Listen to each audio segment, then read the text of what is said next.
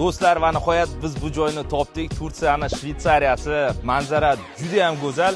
Biz ayni damda Ayder platasidamiz. Bu plata hozirgi kunlargacha yopiq bo'lgan, o'zi faqat sultonlar kirishi mumkin bo'lgan dam olish maskani bo'lgan. Hozir esa butun dunyoga o'z quchoqlarini ochib turibdi. Ayder platasi 1350 metr yer sathidan balandlikda joylashgan. Tabiatni haqiqatan ham singiz qiladiganlar uchun, o'pkasini qadrlagan insonlar uchun aynan mana shu turistik joyni tavsiya qilib qolamiz. Hamma narsa shifo baxshyapti, hatto qorlarigacha. Hozir biz aprelni o'rtasidamiz. Qor yog'ib turibdi bu yoqlarga va quyosh charaqlagan.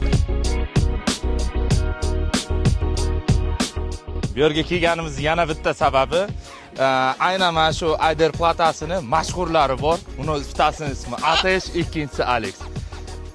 Vashe mazada shunaqa o'rgatilgan, gapirishni bilar ekan daji. Bilmayman, hali gaplashmadik. Oting nima sani? Nima oting? Isming nima? Isming nima? Qaydansan? Necha zo'rsan? Vashe mazza ekan. Lekin adrenalinni zo'ri. Ana, tushlayman deyapti.